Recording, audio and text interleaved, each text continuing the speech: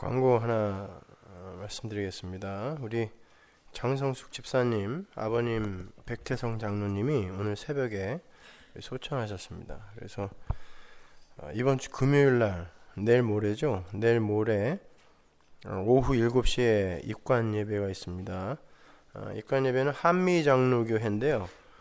옛날에 그 비원이라는 식당 아시죠? 올림픽에 있는 그 올림픽하고 어딘가요 거기가?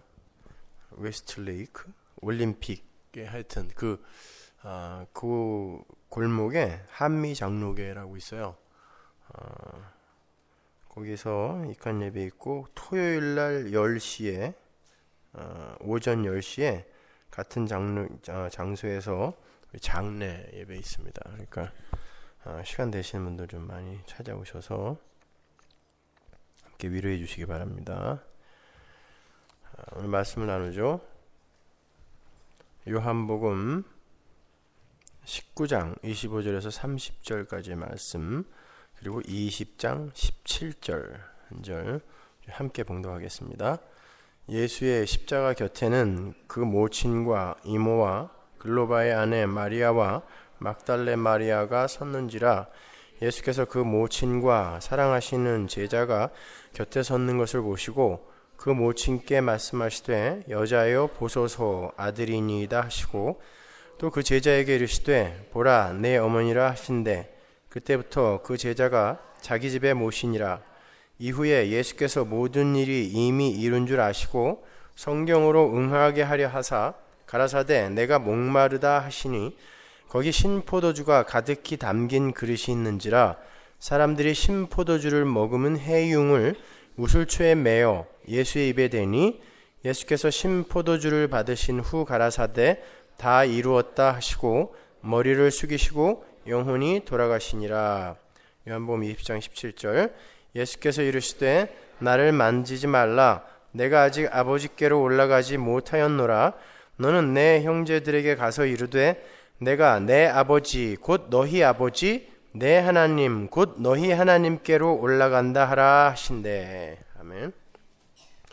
지난주에는 십자가 위에 강도들과 십자가 아래에서의 군병들의 모습 속에서 예수 그리스도의 십자가 은혜가 어떤 내용을 담고 있는 것인지를 공부했죠. 이번 주에도 역시 십자가 아래에서의 그 사건을 하나 더 열어봄으로 해서 그 속에는 예수 그리스도의 십자가가 어떻게 계시되고 있는지에 관해서 공부를 해보도록 하겠습니다.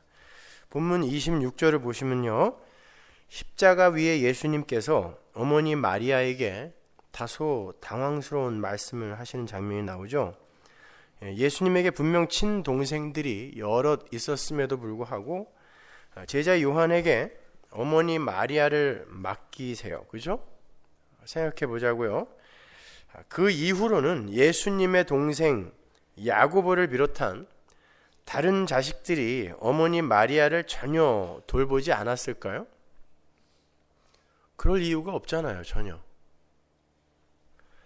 그들은 어머니 마리아를 지극정성으로 모셨을 거예요. 그렇다면 지금 예수님은 무슨 의도로 사도 요한에게 당신의 어머니를 맡기고 계시는 걸까요? 게다가 성경은 그때부터 마리아가 요한의 집에 가서 살았다라는 말까지 덧붙이고 있어요. 한 가족이 깨지고 한 가족이 새로 탄생하는 거예요.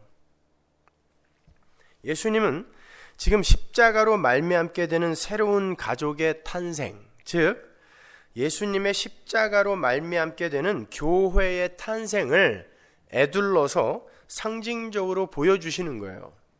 그들은 이 세상에서 육적 관계를 매듭짓고 새로운 영적 가족 관계 속으로 들어가게 된다라는 것을 보여주기 위해서 육적 동생들이 여럿 있었음에도 불구하고 굳이 제자 요한을 마리아의 아들로 연결을 시키는 거예요. 바로 이런 현실을 나타내는 것입니다. 마가복음 10장 29절이요. 예수께서 가라사대 내가 진실로 너희에게 이르노니 나와 및 복음을 위하여 집이나 형제나 자매나 어미나 아비나 자식이나 전토를 벌인 자는 금세에 있어 집과 형제와 자매와 모친과 자식과 전토를 100배나 받되 핍박을 겸하여 받고 내세에 영생을 받지 못할 자가 없느니라. 성도는 예수 그리스도를 만나면서부터 이 세상에서 세상 사람들이 가치라고 정해놓은 것들을 끊어내는 자로 살게 된다는 뜻이에요. 하나님을 떠난 죄인들에게 있어서 최상의 가치 셋을 꼽으라고 그러면 뭐가 있을까요? 돈, 명예, 가족입니다. 그게 하나님의 은혜를 떠난 사람들이 가치라고 힘이라고 여기고 있는 것들이에요. 인간들의 그 내 편을 향한 집요한 사랑은 가히 상상을 초월할 정도죠. 말이 내 편이지 결국 내 편은 나의 또 다른 표현일 뿐이에요. 내 편은 수시로 바뀌어요. 마을 대항 축구 경기에서 내 편은 우리 마을 사람이지만 도 대항 경기에서는 그 사람들이 적이었던 일이 다 내 편이 되잖아요. 내 편은 수시로 바뀌어요. 그런데도 그 내 편에 내가 목숨을 걸어요. 그 내 편이 바로 나기 때문에 그런 것입니다. 내 가족 마찬가지예요. 그게 내 존재의 익스텐션이에요. 그러한 집요한 자기 사랑의 도구와 방편들이 말씀으로 찾아오시는 예수라는 검에 의해서 하나하나 잘려 나가는 게 바로 신앙생활이라는 거예요. 근데 그들에게 새로운 어미가 100배, 새로운 자식이 100배, 새로운 전토가 100배 이 생에서 주어진다는 거예요. 무슨 말이라고 그랬습니까? 어머니가 100명 생겨요? 네. 새로운 가족, 하나님의 교회로서의 새로운 가족이 그렇게 풍성하게 나에게 생긴다라는 뜻이에요. 그래서 거기에 아버지만 빠진 거라 그랬죠? 아버지는 누구? 하나님 아버지니까 거기에서 딱 아버지만 빠져 있잖아요. 아비만, 그죠? 아비만 100배로 안 줘요. 마태복음 10장 34절 보세요. 내가 세상에 화평을 주러 온 줄로 생각지 말라. 화평이 아니요 검을 주러 왔노라. 내가 온 것은 사람이 그 아비와 딸이 어미와 며느리가 시어미와 불화하게 하려 함이니 사람의 원수가 자기 집안 식구리라. 아비나 어미를 나보다 더 사랑하는 자는 내게 합당치 아니하고 아들이나 딸을 나보다 더 사랑하는 자도 내게 합당치 아니하고 또 자기 십자가를 지고 나를 쫓지 않는 자도 내게 합당치 아니하니라. 자기 목숨을 얻는 자는 잃을 것이요 나를 위하여 자기 목숨을 잃는 자는 얻으리라.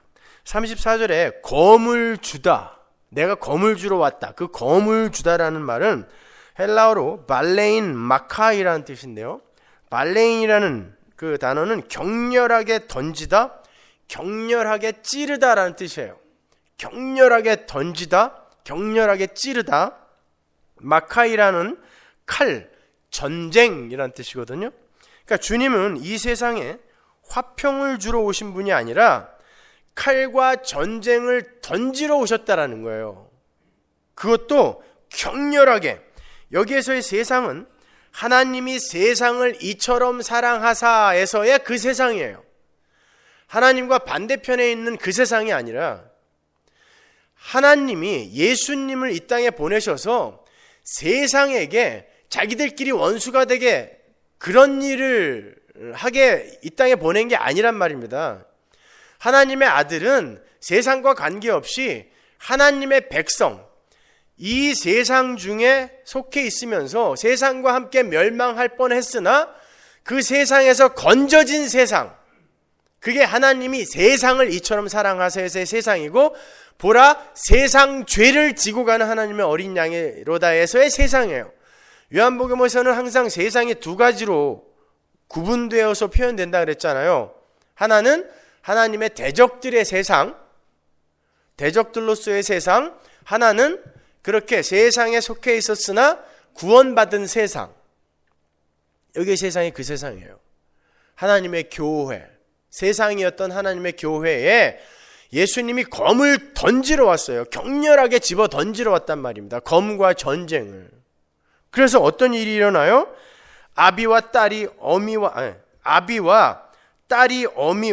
며느리가 시어미와 불화하게 된대요. 근데 이 왼수들은 예수도 안 믿는데 왜 이렇게 시어머니와 며느리가 불화를 하는 거예요? 네?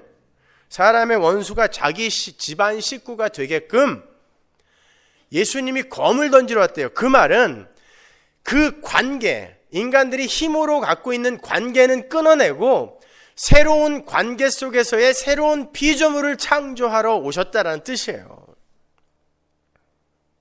그러니까 여러분에게 힘으로 주신, 여러분이 정말 목숨처럼 여기는 그 관계를 왜 주신 거예요? 부모, 자식, 형제, 그 이웃, 이 관계 왜 준 거라고요? 끊어내라고 주신 거예요. 하나님 앞에서 너 이것도 끊을 수 있어? 물어보시려고. 그러니까 인본주의에 꽉 물들어 있는 사람들은 이런 얘기 들으면 막 화를 내죠. 그러나 여러분, 신본주의에 들어가서 하나님의 영광을 위해서 사는 자로 바뀐 자들에게는 너무나 당연한 이야기예요. 이것은요. 여러분의 가족 중에 천국에 못 가는 사람이 분명히 있을 거란 말입니다. 여러분 가족 중에 다 예수 믿으세요? 교회만 다닌다고 예수 믿는다고 생각하지 마세요. 여러분 가족 중에 예수 잘 믿는 사람 몇 명 됩니까? 그러면 분명히 여러분이 목숨처럼 생각하는 그 가족 중에 여러분과 지금 딴 데 갈 사람이 분명히 있다라는 건데, 혹시 이 중에 있는 사람이 딴 데 갈지도 모르죠. 따뜻한 곳으로. 만약에 그렇게 서로 딴 데에 가 있었을 때에 그 목숨처럼 사랑하는 그 가족, 그들을 바라보면서 여러분이 천국을 사실 수 있을 것 같으세요? 그 관계가 안 끊어진 상태에서 못 삽니다. 그러니까 그 관계는 언제 끊어진다는 얘기예요. 여러분이 부활할 때 완전히 끊어져요. 돈에 대한 여러분의 관심, 명예에 대한 관심, 그게 부활할 때 다 끊어지는 것처럼 그 관계 또한 여러분이 부활할 때, 하나님의 마지막 심판 때에 다 끊어지게 돼 있어요. 그래서 여러분이 천국에 가서 여러분이 이 땅에서 목숨처럼 여기던 돈, 명예, 관계가 지옥에서 불타는 것을 보고도 아무렇지 않을 수도 있는 거예요. 그러니까 성도는 이 세상에서 그런 것들을 지금 끊어내는 삶을 살고 있다는 것입니다. 왜? 그러한 자아 숭배의 찌꺼기들을 덕지덕지 움켜쥔 채로는 절대로 하나님 나라에 들어갈 수가 없기 때문에 그래요. 우리의 전부를 하나님께 드린 상태에서만 하나님께 들어갈 수 있기 때문에 우린 이 세상에서 조금씩 그걸 다 끊어내는 거예요. 그래서 성도가 예수를 믿게 되면 그때부터 하나님 이외의 세상 힘들에게 가 있던 그 마음에 칼을 맞게 되는 거예요. 그리고는 새로운 가치, 진짜 가치를 얻게 되고 진짜 천국 가족들과의 연합이 시작되는 거예요. 그걸 부활이라고 합니다. 그러니까 엄밀히 말해서 구원을 얻은 후에 첫째 부활에 참여한 성도들, 여러분은 지금 첫째 부활에 참여한 분들이에요. 요한계시록에서 배웠죠? 둘째 부활은 여러분의 몸이 부활하는 거고, 지금은 죄와 허물로 죽었던 여러분의 영이 살아난 거니까, 그죠? 그 첫째 부활에 참여하게 된 성도들은 이 역사 속에서 이 세상 힘과의 결별, 그리고 세상 가족들과의 단절을 경험하게 되는데, 그것이 바로 부활의 삶이라는 거예요. 그러니까 여러분이 부활을 하는 삶이라는 건 그러한 것들이 여러분에게서 끊어져 나가는 상태를 부활이라고 해요. 굉장히 다르죠, 그죠? 근데 그게 부활이에요. 그게 끊어지고 빠져나가야 새 생명이 살아나거든요. 그래서 그걸 부활이라고 그래요. 그러니까 성도의 부활은 이 세상에서의 죽음과 단절로 경험이 되는 거고요. 그렇게 성도가 이 세상 힘으로부터의 죽음과 단절을 경험하게 되면서 그 속에 싹터 있는 새 생명의 삶이 조금씩 피어나게 되는 것, 그걸 부활이라 그래요. 그리고 그 부활의 현실이 종결이 되는 날이 마지막 심판의 날이 되는 거예요. 그 부활의 삶이 종결이 되는 거. 그때 진짜 부활로 완결되는 거죠. 그때 성도는 육으로는 완전히 죽고, 그러니까 계속 죽어가다가 완전히 죽는 날이 부활이니까 계속 죽어가면 죽어갈수록 여러분은 새롭게 부활하는 게 맞는 거잖아요. 그렇게 새로운 몸으로 완전히 거듭나서 새로운 가족 관계 속으로 완성되어 들어가는 거예요. 그때는 여러분끼리가 진짜 가족인 거예요. 거기에는 신랑 신부 없다 그랬죠. 신랑이신 하나님과 신부인 교회. 거기에는 부모 자식 관계 없습니다. 하나님이신 아버지 그리고 교회인 자식들, 그 관계밖에 없어요. 우리끼리는 형제 그러는 거예요. 그래서 예수님이 형제들아 라고 부르는 거죠. 그죠? 그리고 사도행전 같은 데 보면은 사도들이 계속 형제들아 형제들아 이렇게 부르잖아요. 거기서 그 브라더가 형제예요. 진짜 형제. 그렇게 성도가 역사와 현실 속에서 겪게 되는 죽음과 부활의 삶을 예수님께서 직접 보여주고 가신 거예요. 그게 성육신의 삶이며 공생애의 삶이며 십자가의 삶인 거예요. 그리고 부활의 삶이고요. 그러한 새로운 가족의 탄생 장면이 오늘 본문 바로 다음 장에 아주 선명하게 그려져 있습니다. 한번 볼까요? 요한복음 20장 17절, 제가 오늘 본문으로 한 절 더 보탠 구절이죠. 예수께서 이르시되 나를 만지지 말라. 내가 아직 아버지께로 올라가지 못하였노라.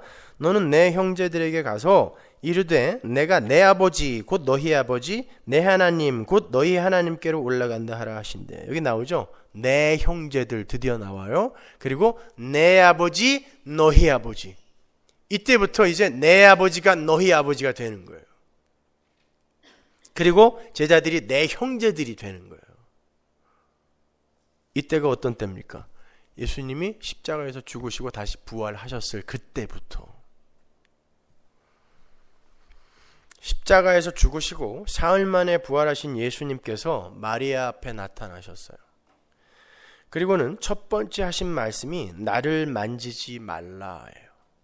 그리고는 이어서 내 아버지가 너희 아버지가 되었고 내 하나님이 너희 하나님이 되었다라는 파격적인 말씀을 하세요. 어떻게 그렇게 된 거죠? 지금까지 말씀드린 대로 새로운 가족 관계가 드디어 완성이 된 거예요. 이 부활로 말미암아. 예수님의 죽으심과 부활하심으로 그렇게 새로운 가족 관계가 완결이 된 거죠. 그리고 그 현실은 예수님께서 승천하신 후에 성령을 내려보내셨을 때 모든 성도들에게 일괄적으로 적용이 되는 거죠. 그렇죠? 근데 지금은 예수님이 승천하기 전이잖아요. 부활은 하셨지만. 그러니까 마리아가 예수님을 만지면 안 되는 거예요. 아니, 그렇다고 왜 만지면 안 돼요? 이런 질문이 드셔야 되는데 성령이 예수님이 승천하시고 성령이 내려오셔야 비로소 당신의 백성들이 한 몸으로 묶여요. 에베소서 2장 14절 보세요. 그는 우리의 화평이신지라 둘로 하나를 만드사 중간에 막힌 담을 허시고 원수된 것 곧 의문에 속한 계명의 율법을 자기 육체로 폐하셨으니 이는 이 둘로 자기의 안에서 한 세 사람을 지어 화평하게 하시고 또 십자가로 이 둘을 한 몸으로 하나님과 화목하게 하려 하심이라. 원수된 것을 십자가로 소멸하시고 또 오셔서 먼 데 있는 너희에게 평안을 전하고 가까운 데 있는 자들에게 평안을 전하셨으니 이는 저로 말미암아 우리 둘이 한 성령 안에서, 우리 둘이라는 건 누구죠? 이방인과 유대인, 한 성령 안에서 아버지께 나아감을 얻게 하려 하심이라. 그러므로 이제부터 너희가 외인도 아니요 손도 아니요 오직 성도들과 동일한 시민이요 하나님의 권속이라. 여기에서 권속이라고 번역이 된 헬라어 오케이오스가 바로 가정, 식구라는 뜻이에요. 성령에 의해 교회는 그렇게 예수 그리스도의 십자가 공로로 말미암아 하나님 아버지를 한 아버지로 한 식구로 새롭게 묶이게 되는 거란 말이에요. 근데 왜 부활하신 예수님께서 마리아에게 당신을 만지지 말라고 말씀하셨는가? 재미있는 건요, 똑같은 이야기가 마태복음에 기록되어 있는데 거기서는 마리아가 예수님을 만집니다. 그런 거 궁금해하지 않으셨어요? 여기서 만지는데 왜 여기서 만지지 말라고 그러나? 마태복음 28장 9절 보세요. 예수께서 저희를 만나 가라사대 평안하뇨 하시거늘 여자들이 나아가 그 발을 붙잡고 잡았죠. 응? 이에 예수께서 가라사대 무서워 말라 가서 내 형제들에게 갈릴리로 가라 하라 거기서 나를 보리라 하시니라. 똑같은 상황인데 여기서는 마리아가 발을 붙잡는단 말입니다. 근데 왜 요한복음에서는 만지지 마라가 그렇게 강조되어 적혀 있냔 말이에요. 사복음서는 각기 다른 관점에서 다른 걸 강조하면서 기록이 되어 있다는 걸 잊지 마세요, 여러분. 그렇다고 이게 있지도 않은 것을 역사적 근거가 없는 것을 허위로 적어 놓은 건 아니에요. 그 복음서의 기자들이 자기가 필요한 것들을 끌어다가 쓴 것뿐이란 말입니다. 중요한 건 여자가 예수님을 만지고 안 만지고가 중요한 게 아니다라는 것을 우리가 배우면 되는 거예요. 예수님을 만지면 문둥병이 걸린다든지 코가 삐뚤어진다든지 이런 무슨 진짜 해가 있으면 예수님이 못 만지게 했을 거란 말입니다. 근데 만지지 말아라고 이야기했는데도 불구하고 그 여자가 만졌어요. 근데 놔뒀단 말입니다. 그러니까 거기에서는 여자가 예수님을 만지고 안 만지고가 문제가 아니라 왜 만지지 말라라고 말씀하셨는가, 그리고 요한은 그 이야기를 끌어다가 무슨 이야기를 하고 싶은 것인가를 보셔야 되는 거예요. 여러분, 영생의 근원이신 예수님을 만지지 못하는 그림, 그 생명의 근원인 생명나무 실과를 만지지 못하는 그림을 최초로 성경에 어디서 보셨죠? 생각해 보세요. 그만큼 한 6년 동안 설교를 들으셨으면은 이제는 이런 이야기가 나오면은 얼른 구약의 어떤 장면들을 여러분이 기억해 내실 수 있어야 되는 거예요. 성경은 항상 구약과 신약이 뚫려 있다 그랬습니다. 그래서 내가 신약에서 이해가 안 가면 구약의 어느 지점과 연결이 되는지를 꼭 생각하셔서 이게 과연 어떤 메시지를 우리에게 주고 있는가를 그 전체 속에서 파악을 해야 된단 말이에요. 어딥니까? 창세기잖아요. 생명나무를 하나님이 가려버리고 못 만지게 했단 말입니다. 누구에게? 죄인들에게. 아직 예수 그리스도의 죽음과 부활이 뭔지 모르는 이들에게 절대 못 만지게 했단 말입니다. 그 이야기가 여기에서 다른 그림으로 펼쳐지고 있는 거예요. 창세기 3장 22절 보세요. 여호와 하나님이 가라사대 보라 이 사람이 선악을 아는 일에 우리 중 하나같이 되었으니 그가 그 손을 들어 생명나무 실과도 따먹고 영생할까 하노라 하시고 여호와 하나님이 에덴 동산에서 그 사람을 내어보내어 그의 근본된 토지를 갈게 하시니라. 이같이 하나님이 그 사람을 쫓아내시고 에덴 동산 동편에 그룹들과 두루도는 화염검을 두어 생명나무의 길을 지키게 하시니라. 하나님께서 왜 아담과 하와에게 생명나무 실과를 못 만지게 하셨습니까? 선악과의 시험이 해결되지 않고는 생명나무 실과, 즉 영생을 절대 취할 수가 없기 때문이에요. 생명나무는 선악과를 통과해야 도달할 수 있는 나무예요. 그래서 창세기에 에덴 동산에 생명나무와 선악과가 같이 서 있는 거예요. 피조물은 반드시 하나님의 명령에 절대 순종을 해야 한다는, 그 율법에 절대적으로 순종을 해야 한다는 그 선악과 시험에 통과한 자들의 하나님 절대 의존적 삶, 그것 자체가 뭡니까? 하나님께 절대적으로 의존하여 하나님 절대 의존자로 살아가는 그 삶을 뭐라 그래요? 그 자체가 영생이란 말이에요.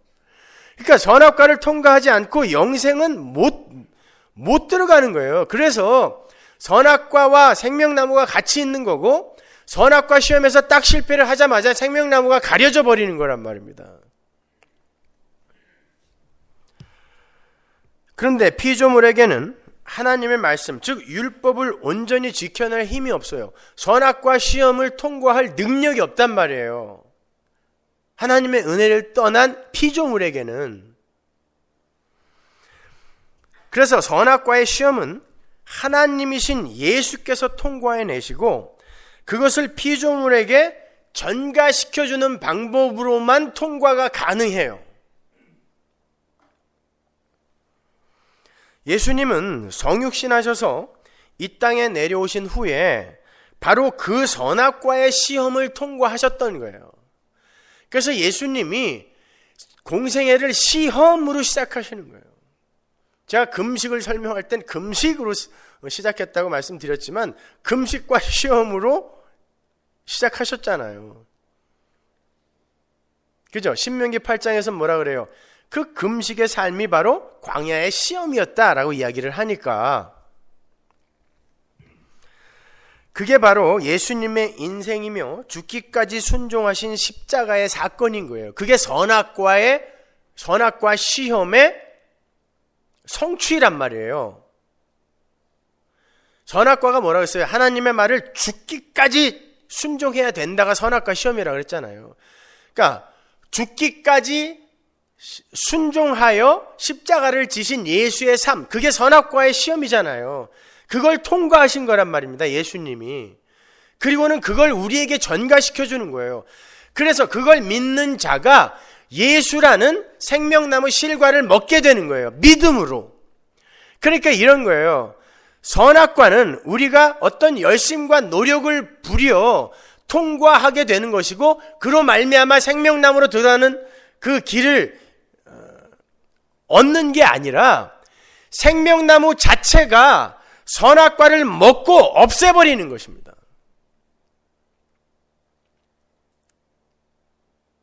생명나무이신 예수가 선악과 율법 자체를 먹어 없애버리는 거예요.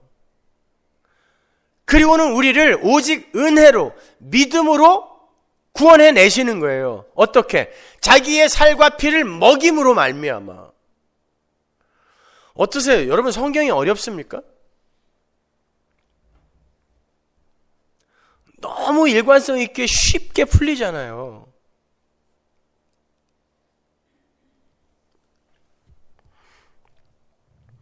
그렇게 해서 하나님의 선택된 백성들에게 영생은 거저 주어지는 거예요. 생명나무는 우리가 열심히 노력하고 분투하여 먹을 수 있는 게 아니라 거저 주어지는 거예요. 어떻게? 생명나무가 우리를 뚫고 들어와 버린다니까요. 그런데 이놈들이 선악의 판단을 자기들이 하면서 선악과 시험을 스스로 통과하여 생명나무를 먹겠다고 나선단 말이에요. 그게 바리새인들이에요. 그게 이스라엘이란 말입니다. 그게 오늘날 교회에 편만하게 퍼져 있는 율법주의, 유대주의인 거예요. 인본주의인 거예요. 할 수 있다는 것이죠. 그거 할 수 없다가 성경이라니까요.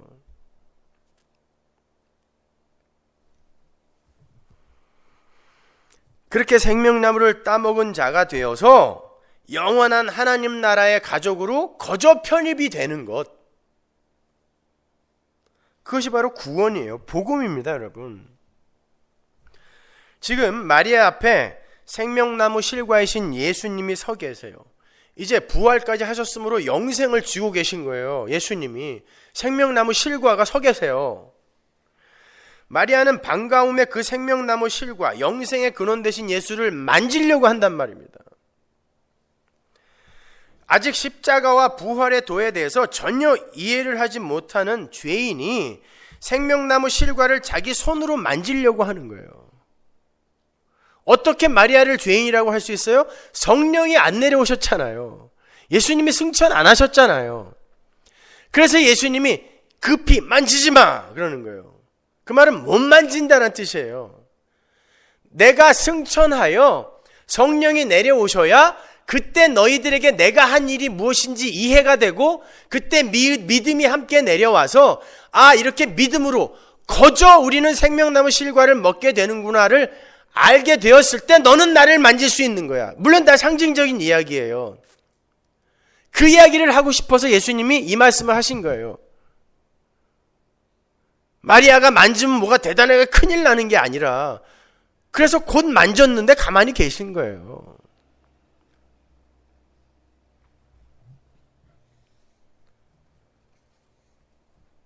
자, 하나님은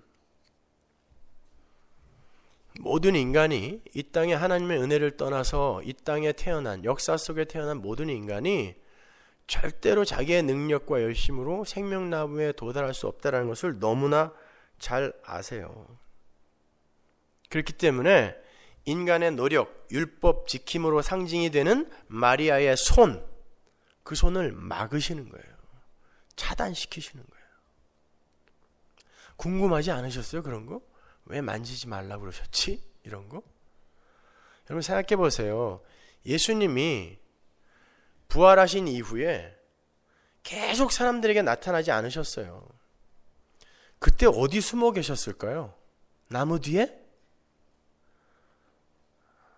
무덤 뚜껑 옆에? 예수님은 늘 하나님과 함께 하시는 분이에요. 근데 하늘로 올라가고 내려가고 그게 무슨 의미가 있어요? 예수님은 그 자체가 하나님과 일체이신 분이라니까요. 그럼에도 불구하고 우리를 위해 이런 표현들로 뭔가를 설명해 주시는 거예요. 하늘이 어디 있다고 올라가요? 하늘이 저 위에 있습니까? 차원을 달리하는 곳에 있는 거예요. 하늘은, 하나님 나라는. 자꾸 동화책을 너무 많이 봐갖고 저 은하수 뒤편에 하나님 나라가 있다라고 그렇게들 생각하니까 자꾸 저 올라간다라고 생각들 하는 거죠. 내려갈지도 몰라요. 하나님 나라.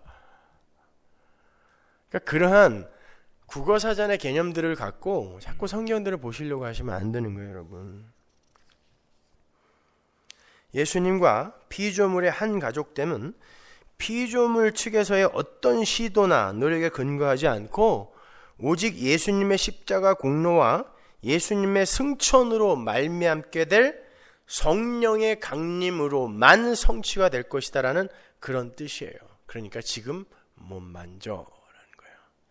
요한복음 17장 3절 보세요. 영생은 곧 유일하신 참 하나님과 그의 보내신 자 예수 그리스도를 아는 것이죠. 그런데 영생은 이런 거예요. 근데 이건 어떻게 알 수 있어요, 우리가? 성령이 내려와야 알 수 있다 그러잖아요. 요한복음 15장 26절. 내가 아버지께로서 너희에게 보낼 보혜사 곧 아버지께로서 나오시는 진리의 성령이 오실 때에 그가 나를 증거하실 것이요. 그가 안 오면 못 알아먹어요. 근데 예수님이 아직 승천을 안 하셨기 때문에 성령님이 아직 안 내려오셨단 말이에요. 그 성령님이 언제 내려오세요? 오순절날 내려오시죠. 모든 교회에게 내려오시는 거예요. 그때 믿음이 일괄적으로 하나님의 백성들에게 쑥 들어가 버리는 것입니다. 그리고 그때 비로소 그들이 생명나무를 만지는 거예요. 아니, 먹어버리는 거예요. 그때 먹는 거예요. 그러니까 그 구원의 현실을 설명해 주기 위해 이런 그림들이 마치 유치원 수준으로 이렇게 그려져 있는 거예요, 성경에.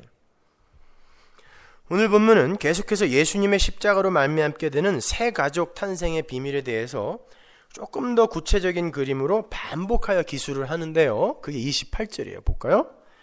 이후에 예수께서 모든 일이 이미 이룬 줄 아시고 성경으로 응하게 하려 하사 가라사대 내가 목마르다 하시니 거기 신포도주가 가득히 담긴 그릇이 있는지라 사람들이 신포도주를 머금은 해융을 우술초에 메어 예수의 입에 대니 예수님께서 돌아가시기 바로 직전에 내가 목마르다 라고 말씀하셨어요. 그랬더니 병사들이 신포도주를 해융에 묻혀서 우술초로 예수님께 건네요.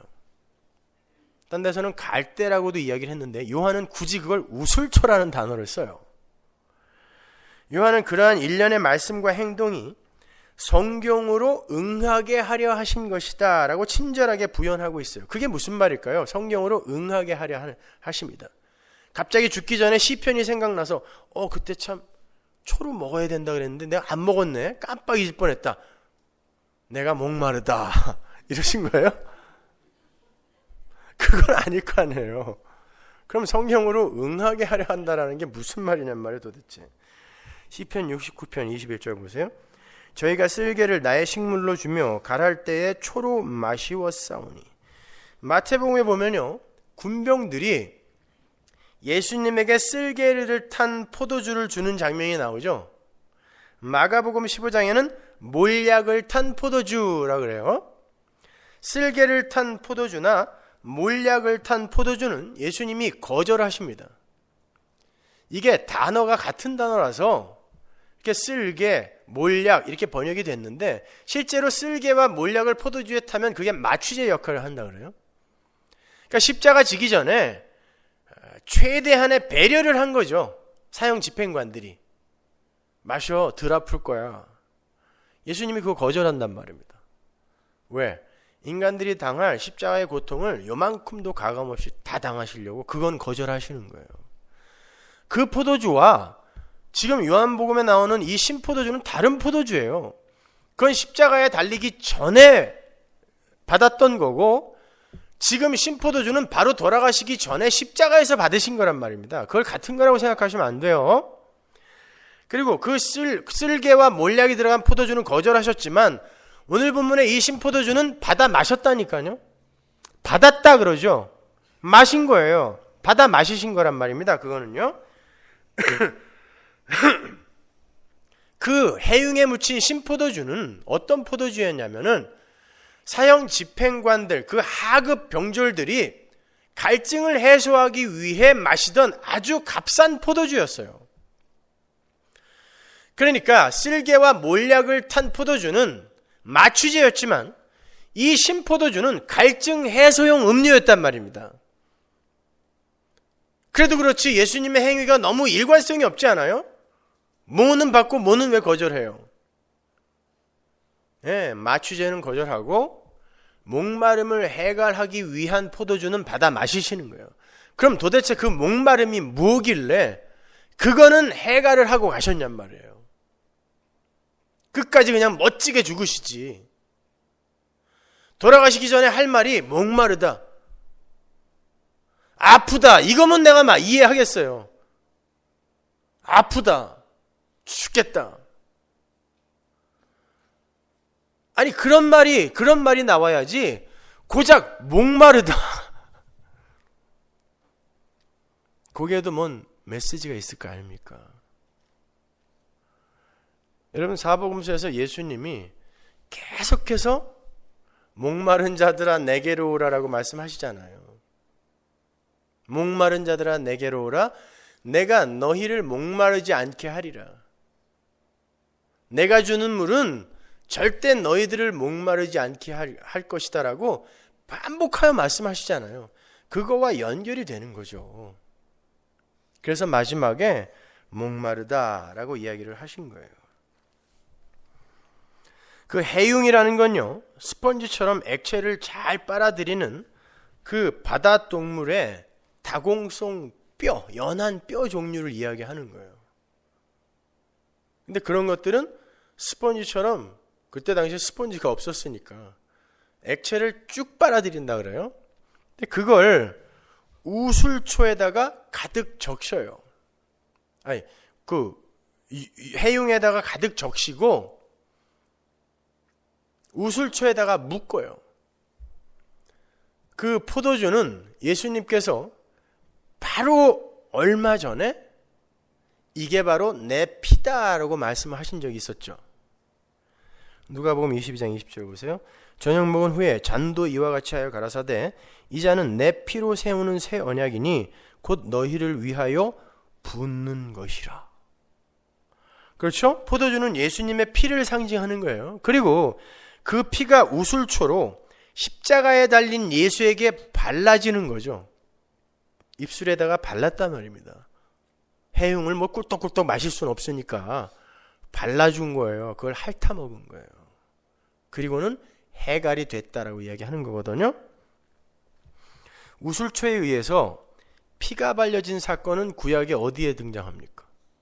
출애굽기에 등장하죠. 그죠? 네, 출애굽기 12장으로 가보세요. 13절. 내가 애굽 땅을 칠 때 그 피가 너희의 거하는 집에 있어서 너희를 위하여 표적이 될지라. 내가 피를 볼 때에 너희를 넘어가리니 재앙이 너희에게 내려 멸하지 아니하리라. 너희는 우술초 묶음을 취하여 그릇에 담은 피에 적시어서 그 피를 문 임방과 좌우 설주에 뿌리고, 똑같은 단어들이 그대로 다 등장하죠. 70인역에서는 그렇게 그대로 번역이 된단 말이에요. 아침까지 한 사람도 자기 집 문 밖에 나가지 말라. 여호와께서 애굽 사람을 치러 두루 다니실 때에 문 임방과 좌우 설주에 피를 보시면 그 문을 넘으시고, 이게 유월이라는 거죠. 그죠? 넘을 유월, pass over. 멸하는 자로 너희 집에 들어가서 너희를 치지 못하게 하실 것입니다. 똑같이 죽음에 던져지게 될 어떤 자들에게 우술초에 의해 피가 발라지면 그들은 살아나요. 애굽 사람이든 이스라엘 사람이든 상관없어요. 그냥 어린 양의 피를 우술초에 묻혀 발리기만 하면 그들은 다 살아요. 그게 구원입니다. 예수님이 지금 우슬초에 적셔진 포도주를 받으시는 사건은 출애굽기의 유월절 장면을 그대로 성취하고 계시는 거예요. 십자가 위에서 예수 안에 연합이 된 어떤 자들에게 예수의 피를 발라서 죽어야 할 그들을 살려내시겠다라는 복음의 메시지가 그 안에 담겨 있는 거예요. 그 목마름을 예수님께서 다 가져가시고 그 목마름을 가진 이들에게 자기의 피를 먹여 그들의 목마름을 해갈시켜 버리는 거예요. 그리고 자기는 목말라 죽어버리는 거예요. 내가 시장하다 하고 이파리만 풍성한 무화과나무를 저주해서 무화과나무를 죽여버렸잖아요. 근데 결국 자기가 그 무화과나무가 되어서 저주받은 말라 비틀어진 십자가 무화과나무가 되셔서 죽어버리는 것처럼, 그들의 배고픔이 되어 죽어버리는 것처럼 똑같이 그들의 목마름이 되어 죽는 거예요. 근데 어떤 식으로 그들의 목마름을 해갈시키고 그들을 건지냐면 자기의 피를 찢어, 자기의 피를 쏟아 그들에게 부어버림으로 말미암아 죽음이 그들을 넘어가게 만드는 거예요. 그리고 자기는 목말라 죽는 거예요. 빨가벗겨져서 부끄러운 상태로 죽어야 하는 이들의 부끄러운 빨가벗음이 되셔서 죽는 예수의 모습 똑같은 거예요. 다. 그게 십자가인 것입니다. 여러분, 그렇게 구원받은 거예요, 우리는요. 그런데 그렇게 구원을 받은 이들이 도대체 그 예수 앞에서 무엇을 구하고 있는 거냐고요. 오늘 본문에서 예수님께서 목이 마르다라고 말씀을 하시고 신포도주를 받아 마신 그것이 성경을 응하게 하려 함이다라고 이야기하잖아요. 응하게 하려 합니다. 성경을 응하게 하려 합니다 해서 그 응하다가 다 이루었다라는 단어와 똑같은 단어인 걸 아세요, 여러분? 텔레오라는 단어예요. 십자가 위에서의 그 예수님의 신포도주 사건은 예수님께서 이 땅에 성육신하여 내려오셔서 이루려고 했던 일의 모형이란 뜻이에요. 예수님이 다 이루었다 하고 돌아가시잖아요. 그 다 이루었다라는 그 이루는 이름이 바로 이 성경에 적혀진 내용인데, 그 성경에 적혀진 내용을 이루려고 예수님께서 신포도주를 받아 마셨다라는 이야기예요. 그래서 똑같은 단어가 거기 쓰이는 거예요.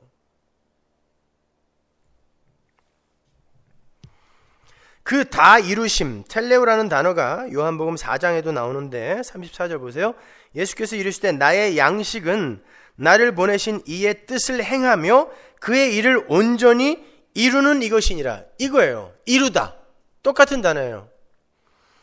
근데 이 예수님이 하나님이 나에게 하라고 하신 일을 이루는 것, 그게 뭐라 그래요? 나의 양식이라 그러잖아요. 그래서 예수님이 내가 목마르다라고 이야기해놓고 그 양식을 받아 마시는 거예요. 근데 그 양식이 뭐였냐고요? 내려가서 죽어였잖아요. 이해가 가세요? 이건 3단 논법만 알아도 다 이해가 가는 건데, 그렇죠? 전 깜짝 놀란 게 젊은 그 누구라고 이야기는 하지 않겠지만 젊은 친구가 그렇게 제가 3단 논법으로 뭔가를 설명했는데 그걸 못 이해하더라고요. 선한 사마리아인의 비유에서 내 친구가 누굽니까? 라고 했을 때 예수님이 누가 이 강도 맞은 자의 친구냐? 라고 하셨으니까 그 바리새인이 바로 요 강도 만난 자가 아니냐? 요렇게 연결을 했는데 그게 어떻게 그렇게 되는 거냐고. 혹시 이 중에도 그런 분이 계실까 봐 무지 걱정이 되는데 그 정도는 이해가 가시는 거죠, 여러분. 예, 이렇게 그 다 이루심은 예수님이 십자가에서 다 이루었다라고 하는, 나는 이제 내 피를 다 쏟아부어서 하나님이 살리라고 하는 이들을 다 살렸어. 그 다 이루심이 성경에 기록되어 있는 모든 내용인데, 그 내용이 예수님이 내가 목마르다 그리고 신포도주를 받아 마신 그 그림에 들어있단 말이에요. 그래서 이게 성경을 응하게 하는 일이 되는 거예요. 거기에 텔레오라는 단어가 그대로 쓰인 거란 말입니다. 자, 그렇게 예수님의 다 이루심이 예수님의 양식이기 때문에 그러한 목마름에 대한 호소가 나오는 거고, 그 목마름을 채우는 것으로 신포도주를 우술초에 적셔서 십자가 위에 바르시는 그림이 나오는 거고, 바로 그 그림을 다 이루었다 테탈레스타이 텔레오로 선언하고 떠나시는 거예요. 하나님을 떠난 모든 인간들은 공허라는 목마름에 시달려요. 그 목마름은 죄로 말미암게 되는 사망의 증상이에요. 밀란 쿤데라는 그걸 권태라고도 이야기하고, 파스칼은 그걸 심심함이라고도 이야기하죠. 그래서 모든 인간은 그 공허를 메꾸기 위해 열심히 사는 거예요. 공부도 열심히 하고, 사랑도 열심히 해보고, 취미생활도 열심히 해보고, 그 공허 메꾸기 위해. 그게 사망의 증상이거든요. 근데 그 자리는 하나님이 쑥 빠져나간 자리이기 때문에 그 어떤 곳으로도 메꿔지지가 않아요. 하나님이 쑥 빠져나간 자리는 무한하신 그 하나님이 빠져나간 자리이기 때문에 끝이 없는, 아무리 내려가도 끝이 없는 무저갱이기 때문에 그걸 지옥이라고 하는 거예요. 그게 공허예요. 심심함이에요. 그게 권태예요. 그게 지옥이라니까요. 그게 목마름입니다. 그 목마름을 그대로 가진 상태에서 여러분이 어떤 고대 광실에 가 있는다 할지라도 거기가 지옥이에요. 아무리 여러분이 먹고 싶은 걸 다 먹는다 할지라도 그게 지옥이라니까요. 거기가. 그 공허가 해결되지 않은 그 자리가.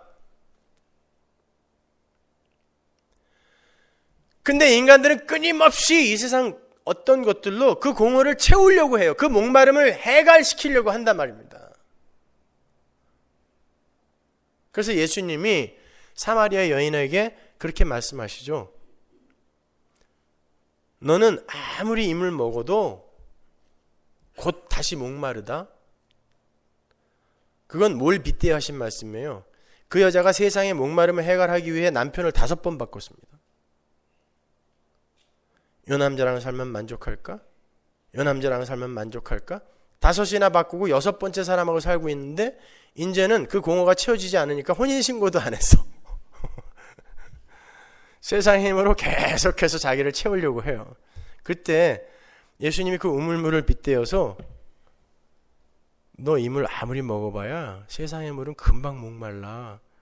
내가 주는 물 먹어야 목 안 말라. 이렇게 말씀하셨다고요. 끊임없이 그런 말씀을 하세요. 요한복음 6장 35절 볼까요? 예수께서 가라사대 내가 곧 생명의 떡이니 내게 오는 자는 결코 줄이지 아니할 터이요 나를 믿는 자는 영원히 목마르지 아니하리라. 그렇죠? 그러면 이 물은 뭐예요? 예수님의 피인데 어떻게 우리에게 주어져요? 성령으로 주어지잖아요. 요한복음 7장 37절 명절 끝날 곧 큰 날에 예수께서 서서 외쳐 가라사대 누구든지 목마르거든 내게로 와서 마시라. 나를 믿는 자는 성경의 이름과 같이 그 배에서 생수의 강이 흘러나리라 하시니 이는 그를 믿는 자의 받을 성령을 가리켜 말씀하신 것이라. 예수께서 아직 영광을 받지 못하신 고로 성령이 아직 저희에게 계시지 아니하시더라. 그 이야기예요. 여러분은 그렇게 성령 받아서 해갈이 되셨습니까? 근데 세상 것에 대해서 끊임없이 목마르죠. 아니라고 말씀 못 하실 거예요. 그죠? 목말라요. 돈에 대해 목마르고 명예에 대해서도 목말라요. 인기에 대해서 목마르고 자랑에 대해서 목마릅니다. 내 자식 새끼에 대해서 목마르고 부모에 대해서 목말라요. 그건 죽는 날까지 여러분이 가지고 가시는 거예요. 그게 없어질 거라고 생각하지 마세요. 여러분은 그 목마름을 끊임없이 겪으면서 그 목마름에 끊임없이 노출되면서 예수님이 해결하신 영적 목마름의 소중함을 깨닫고 가는 거지, 그 목마름에서 자유롭게 될 거라고 생각하지 마세요. 절대 자유롭게 안 돼요. 아닌데요, 나는 이제 그 정도에서는 자유로워졌는데요. 거짓말 하는 거예요. 제가 100% 개런티 해드릴게요. 다 거짓말이에요. 그럴 수 있는 사람 없어요.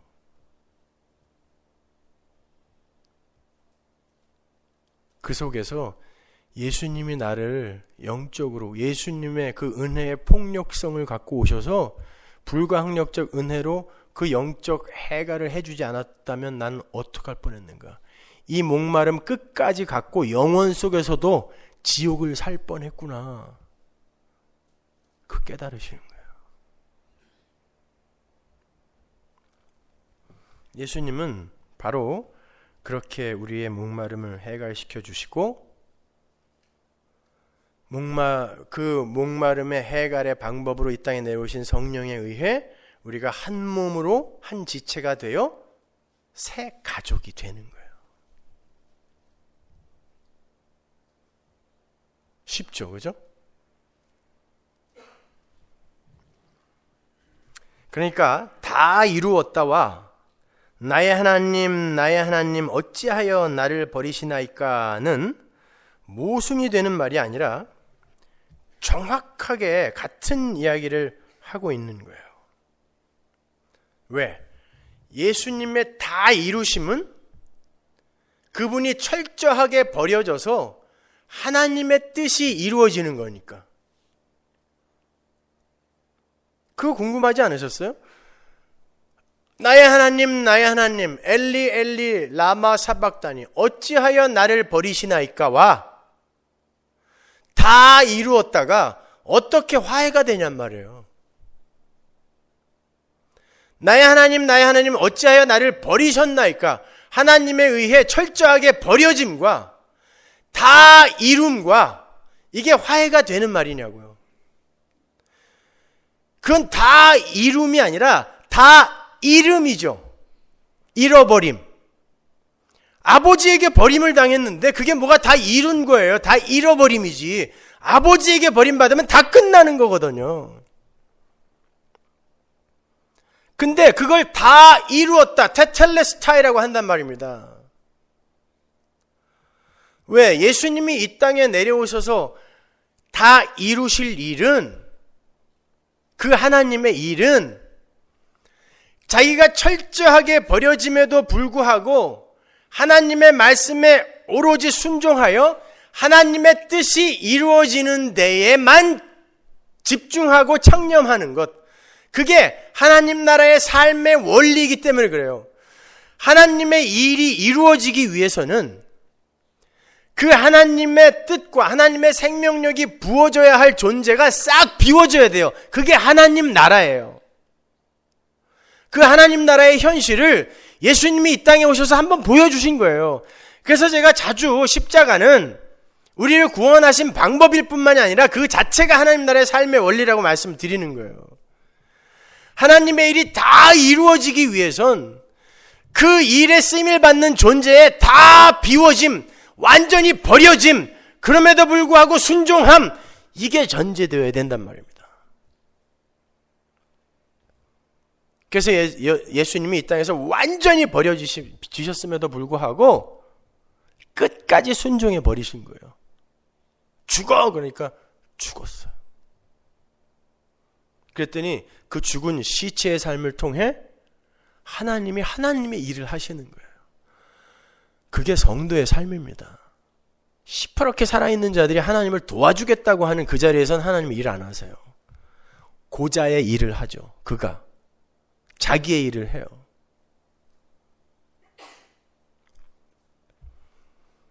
그러나 우리가 죽어있는 상태에서 하나님이 하시는 그 일은 완전히 다른 일이에요.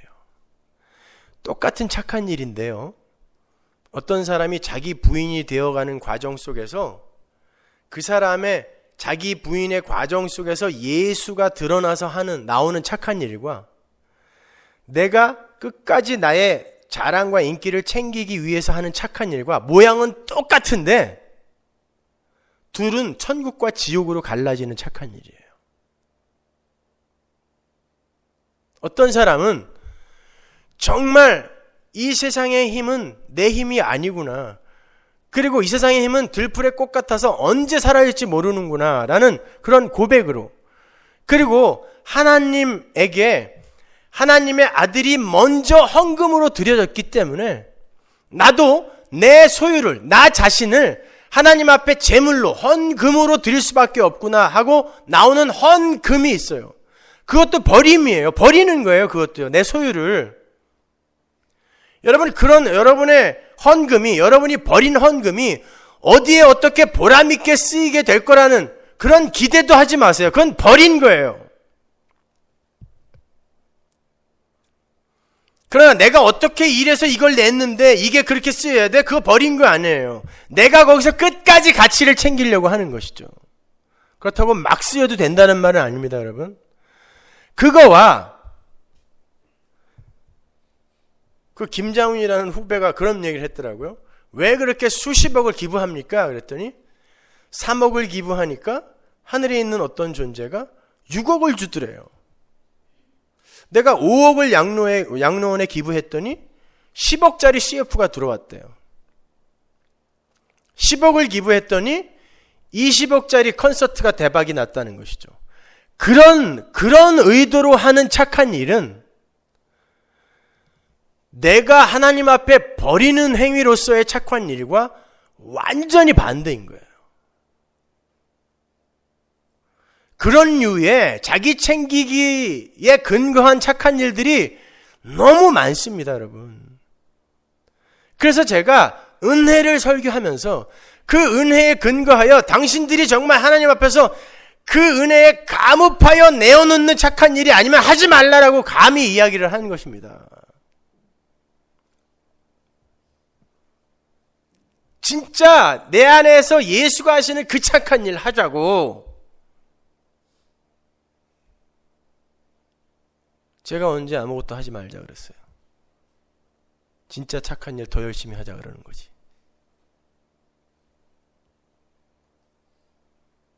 그동안 얼마나 하기 싫었으면 그렇게 좋아갖고 이제 아무것도 하지 않아도 된단 말이야? 네, 자유롭게 사세요, 그렇게. 그러나 여러분이 하나님의 백성이 맞다면 그 자유로운 삶이 여러분에게 고통으로 반드시 오게 돼 있어요. 막 사는 삶 살아보세요. 괜찮아요. 제가 책임질게요. 막 사세요. 그리고 거기서 오는 고통을 같이 겪어보세요. 아니구나. 하나님이 원하시는 그 삶이 진짜 행복한 삶이구나. 우리 거기서 깨닫게 됩니다. 어떻게 막 살 수 있다고 함부로 얘기를 해요.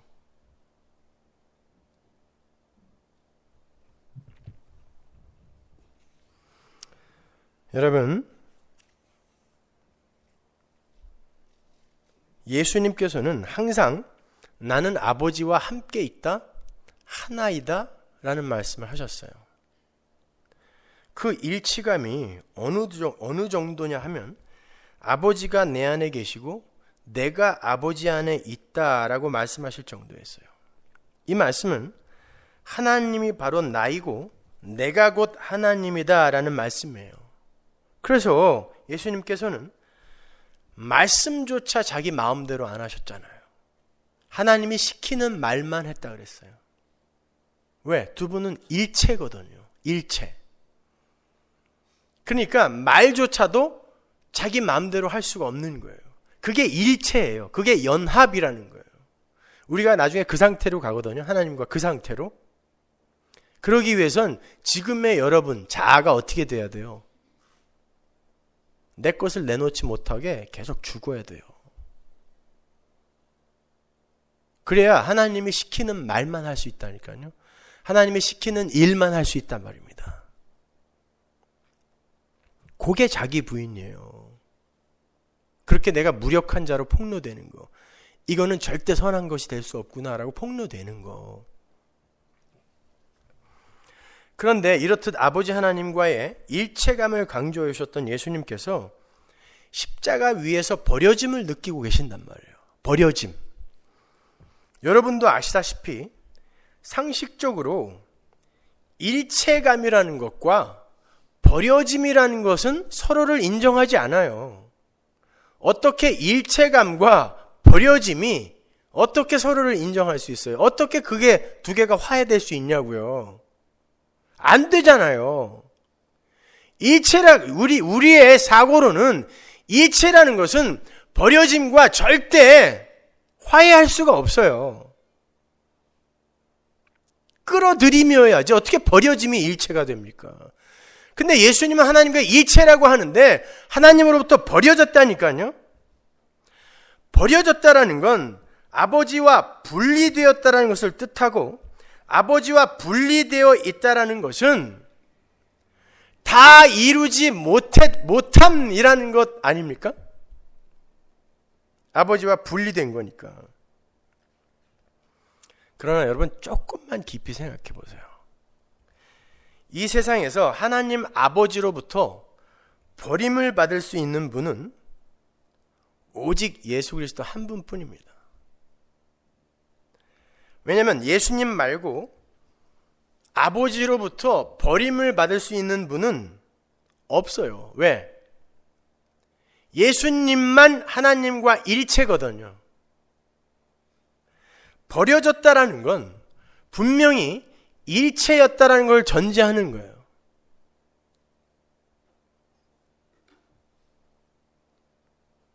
따로 떨어져 있었던 거는 버려진 게 아니라 원래 떨어져 있었던 거예요. 근데 버려졌다라는 건 일체였다라는 게 전제되는 겁니다. 그 일체였던 것이 끊어져 나가 버려지는 거니까. 근데 하나님과 일체일 수 있는 분은 하나님밖에 없어요. 예수밖에 없습니다. 그래서 예수님만 버려질 수 있어요.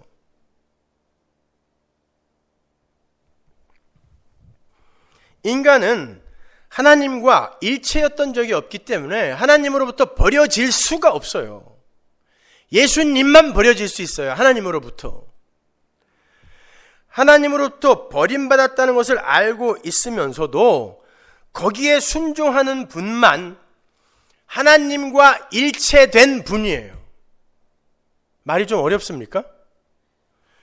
왜냐하면 자신의 버려짐조차 하나님께 의존되어 있을 정도로, 나의 버려짐조차 하나님께 의존되어 있을 정도로 나라는 존재에 대한 자신의 주도권을 인정하지 않는 거잖아요.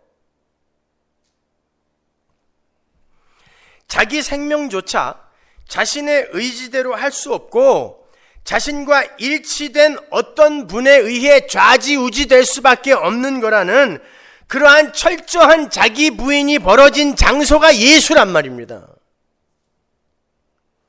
그래서 하나님의 뜻이 그의 삶 속에서 이루어진 거예요. 죽어! 그러니까 죽은 거예요. 죽음조차 내 의지대로 어떻게 할 수 없어요. 죽음과 삶이 그 주도권이 나에게 없단 말입니다. 그게 일체예요. 일체.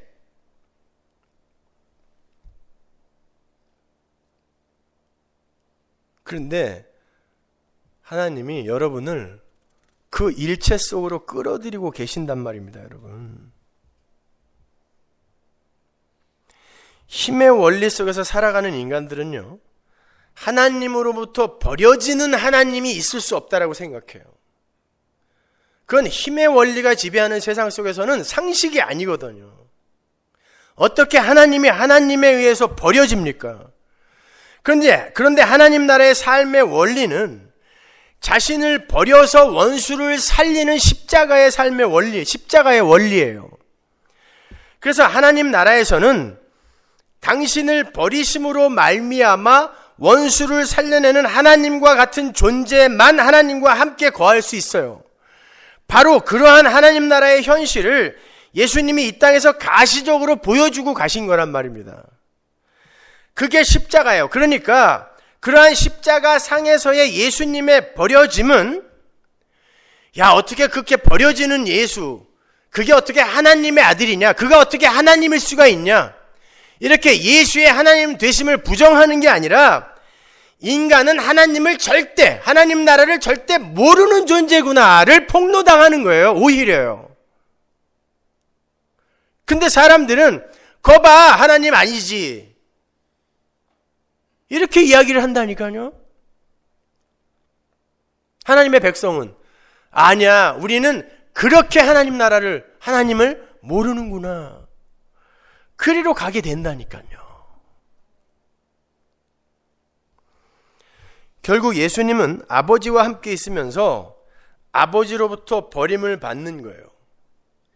예수님을 버려짐으로 이끄시는 분은 아버지의 성령이죠. 예수님에게 성령이 임하여 성령이 밖에서부터 끌고 가시잖아요, 예수님을. 그래서 일부러 세례 요한에게 세례를 받으실 때 성령이 비둘기처럼 눈에 보이게 내려오신 거예요. 교회들아 봐라, 성령이 아들을 어떻게 끌고 가는지 보라는 것입니다. 어디로 끌고 갑니까? 버려짐의 장소로 끌고 가요. 그런데 그 성령이라는 처소에는 누가 함께 계시는 거예요? 아버지 하나님이 같이 계시단 말이에요.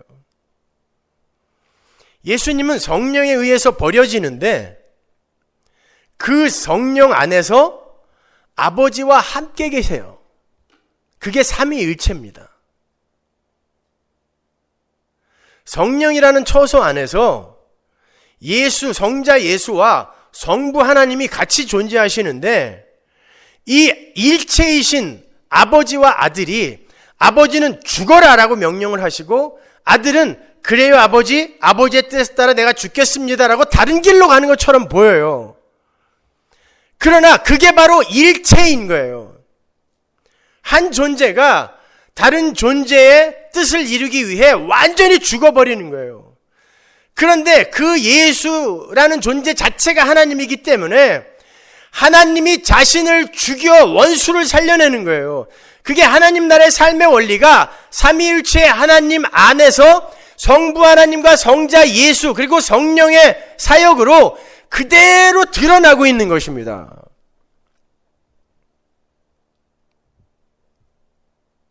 근데 그 자리로 성도가 초청을 받고 있어요. 아버지 하나님의 뜻의 완전한 이루심, 그것은 바로 아버지의 뜻에 의해 버려져도 자아가 등장하지 않는다라는 걸 보여주는 거예요. 아버지가 버려도 아버지의 뜻이 나를 버리는 것이라 할지라도 거기에서도 내 자아가 등장하지 않는 게 일체예요. 그게 하나님 나라예요. 그래서 예수님이 그걸 보여주시는 거예요. 아버지가 나를 버리는데 어찌하여 나를 버리시나이까 하면서도 그 아버지의 뜻에 의해 완전히 버려져요. 그게 하나님 나라에서 모든 백성이 해야 할 다 이룸이라니까요. 하나님 나라 백성은 하나님 나라에서 그걸 다 이루는 거예요. 하나님이 죽어 그러면 선악의 판단의 기준을 내가 내려놓고 죽을게요, 죽는 거예요. 가나안에 들어가서 아기까지 다 죽여 그러면 이 도덕과 윤리로 판단하여 그게 어떻게 옳습니까가 아니라 하나님은 무조건 선하니까 다 따르겠습니다. 죽이는 것입니다. 그래서 그들을 순종하는 자라 성경이 이야기하는 거예요. 여러분, 그게 신앙생활입니다. 그 자리로 내려가는 거. 그러한 예수님의 버려짐 말고 아버지의 뜻을 이룰 수 있는 존재는 하나도 없어요. 그러한 방식으로 성령은 아버지의 뜻을 다 이루기 위해서 자기 부인을 유발하는 거예요. 자기 부인은 그냥 구호가 아니에요, 여러분. 성령에 의해서만 가능한 기적이에요. 자기 부인은. 그 첫 번째 자기 부인을 성취하신 분이 하나님과 일체셨던 예수님이셨고, 그 예수님의 은혜로 하나님과 일체로 부름을 받은 성도가 그 뒤를 잇는 거예요. 요한복음 17장 21절, 아버지께서 내 안에 내가 아버지 안에 있는 것 같이 저희도 다 하나가 되어 일체 우리 안에 있게 하사 세상으로 아버지께서 나를 보내신 것을 믿게 하옵소서. 이렇게 우리가 예수 그리스도의 은혜로 그러니까 하나님의 아들 예수를 머리로 한 한 몸 가족이 되었어요. 일체가 되었어요. 하나님과 함께하는 일체가 되었습니다. 그러면 지금 여러분은 성자 예수 안에서 하나님의 삼위일체 안으로 끌려 들어간 거거든요. 여러분의 이 역사 속에서의 삶에 어떤 일이 일어날까요? 이제부터 나의 하나님, 나의 하나님, 어찌하여 나를 버리시나이까? 라는 고백이 수시로 터져 나오게 돼 있어요. 수시로.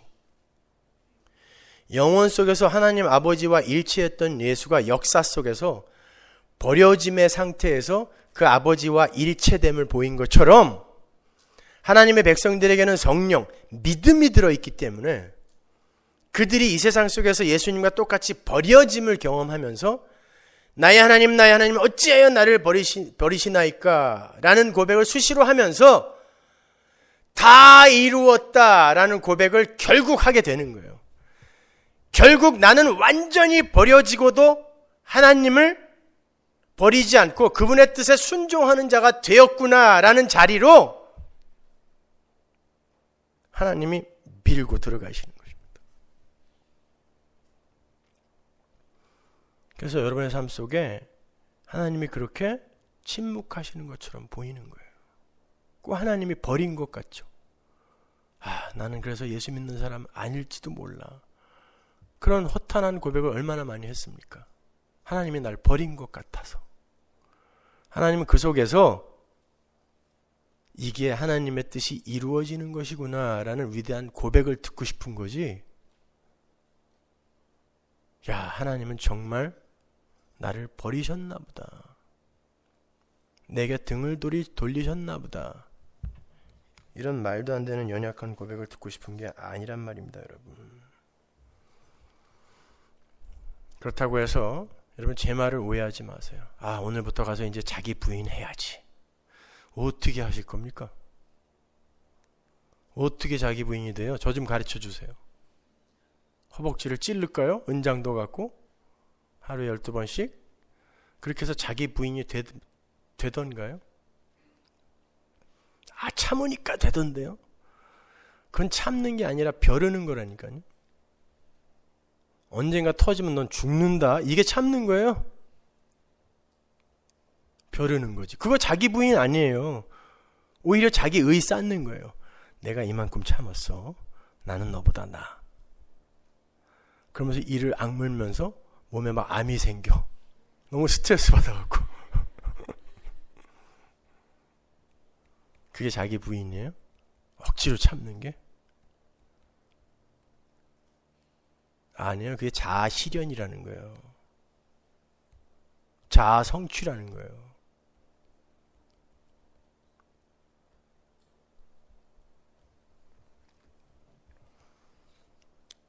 여전히 인본주의에 빠져있는 이들의 오류가 예수님께서 육체를 입고 있는 사람들을 대표를 해서 버려주셨다라는 그 사건을 모델화하는 거예요. 모범 규준으로 만들어버리는 거죠. 요게 모범 답안이야. 모범 규준이야. 그러니까 요대로 한번 살아봐야지. 하나님이 죽어 그러면 죽는 자가 되어야지.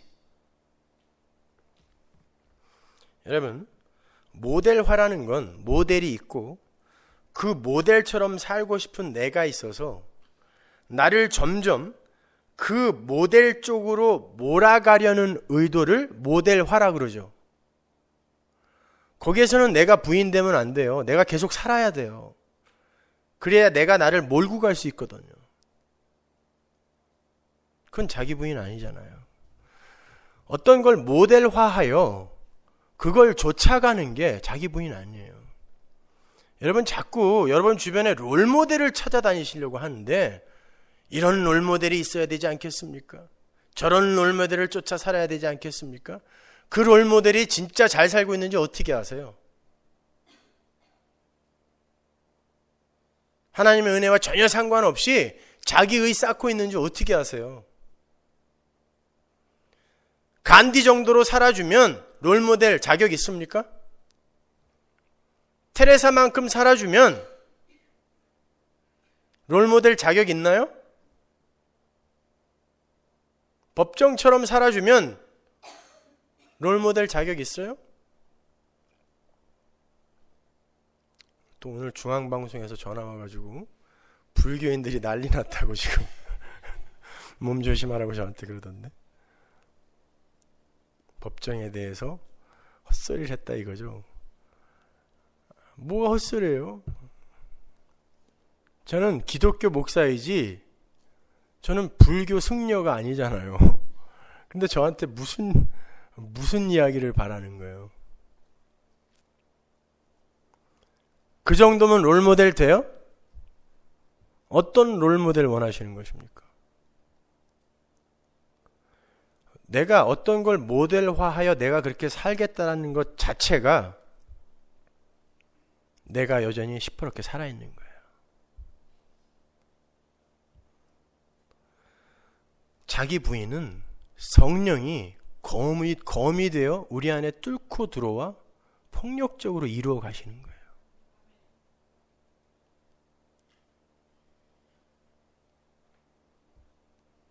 그럼 우리는 아무것도 안 해도 되나요? 아니요. 성령이 내 안에서 소원을 두고 행하게 하시기 때문에 여러분도 노력을 하게 되어 있어요.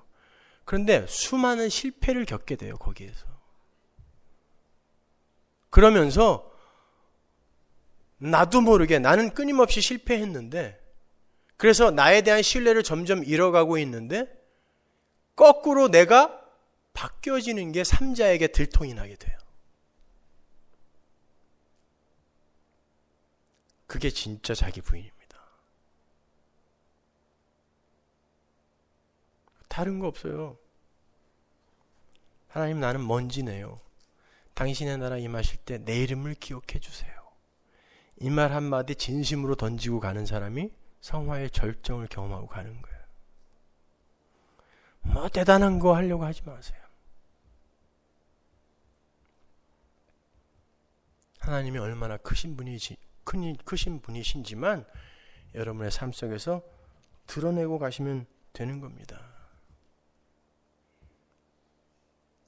바울처럼, 다윗처럼, 솔로몬처럼, 아브라함처럼 열심히 삽시다.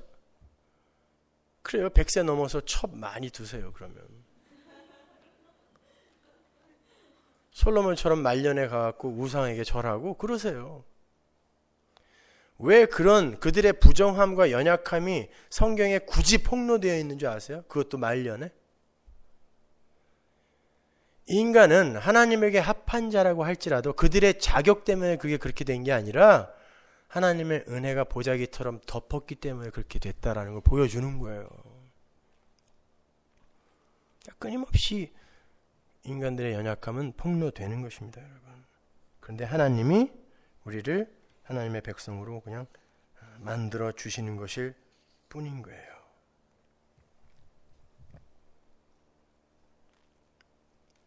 사도 베드로가 저는 예수님 따라 죽겠습니다. 그러죠. 죽겠습니다. 그때 예수님이 뭐라 그럽니까? 네가 나를 위해 네 의지대로 의지를 발동하여 죽겠단 말이야? 자기 부인하겠다는 거거든요. 자기 부인의 극치. 죽음 아닙니까? 예수를 위한 죽음. 죽겠습니다. 그럴 때 뭐라 그래요? 네가 오늘 3번 나를 부인할 거야. 나를 부인하겠습니다. 그랬더니 아니 네가 나를 부인할 거야. 그것도 3번. 철저하게 라는 뜻이거든요. 3번이라는 건. 사도 바울이 3번 기도했다라는 건 죽어라고 기도했다는 뜻이에요. 딱 3번 기도했다는 게 아니라.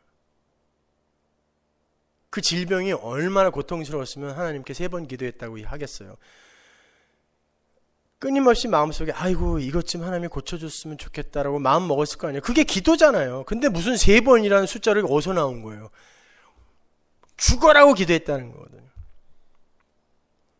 베드로가 완벽하게 부인했다는 뜻이에요. 인간의 힘으로는 안 된다는 뜻입니다. 그게요.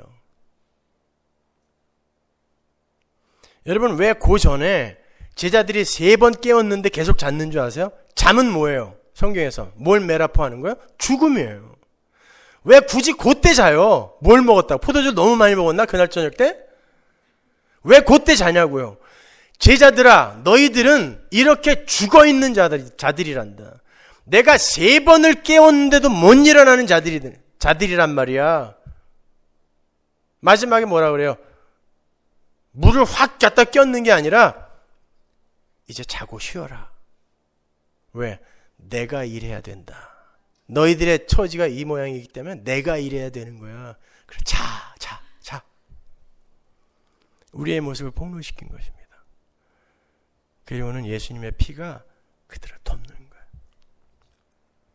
그렇게 덮으니까 어떻게 돼요? 나중에는 베드로가 진짜 예수를 위해 죽는데 어떤 방식으로 예수님을 위해 죽냐면 밖에서 어떤 이가 띠를 띄우고 끌고 가서 십자가에 못 박아 버리는 거예요. 그게 성령에 의한 자기 부인이에요. 잘난 척들 하지 마세요. 여러분이 여러분 스스로 끊어낼 수 있는 건 아무것도 없어요. 중독? 천만의 말씀. 술, 담배, 오락, 심지어 TV 연속극 보는 거 맘대로 끊어지던가요? 여러분, 세상, 하나님 이외에 우리가 세상 다른 것에 내 마음을 뺏기는 걸 죄라고 하거든요. 근데 그 죄의 권세는 내가 어떻게 할 수 있는 게 아니라 그가 찾아왔다가 하나님에 의해 그가 밀려나는 거단 말이에요. 그렇죠? 그러면 중독이라는 것 자체를 생각해 보세요. 내가 아직 술을 못 끊었어요. 담배를 못 끊었어요. 의지가 이것밖에 안 되냐? 예수 믿고 아직 그 정도도 못 끊어? 아니요.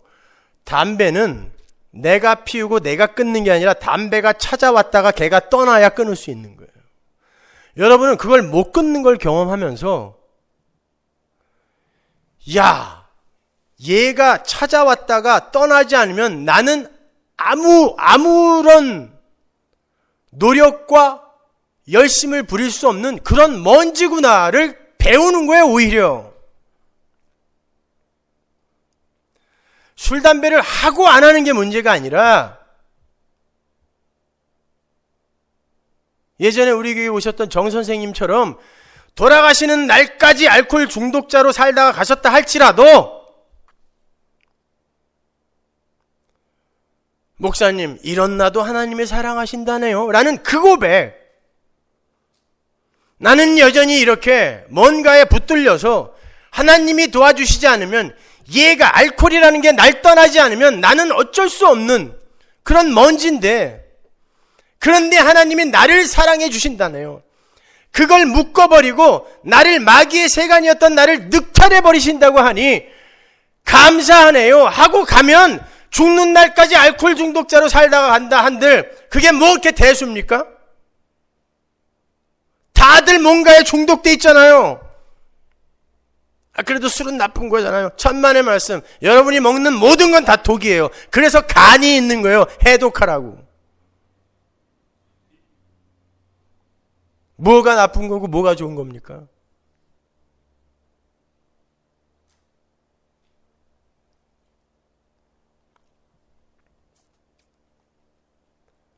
여러분, 성도는 이 세상에서의 몇 가지 착한 행실, 바른 행실 내어놓고 하나님 앞에 잘난 척하는 거 아니에요.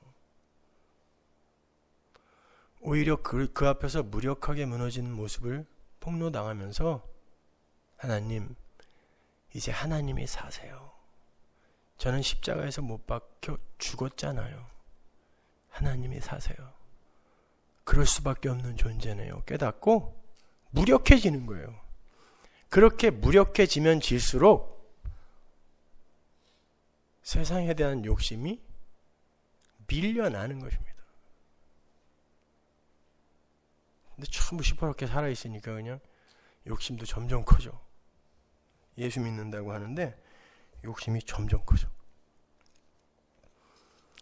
그렇게 예수 그리스도의 십자가 은혜에 의해, 그리고 그 십자가 은혜의 폭력성에 의해 우리는 점점 부인되다가 결국 우리의 자아가 죽고, 우리의 자아가 죽으면 거기에서 뭐가 태어나요? 예수가 나오는 거예요. 그래서 여자가 아들을 얻는 거예요. 여자여 당신의 아들이니이다 라고 십자가 앞에서 새로운 가족이 형성되고 그 여자에게 아들이 주어지는 거예요. 그 여자는 누구? 마리아. 왜 하필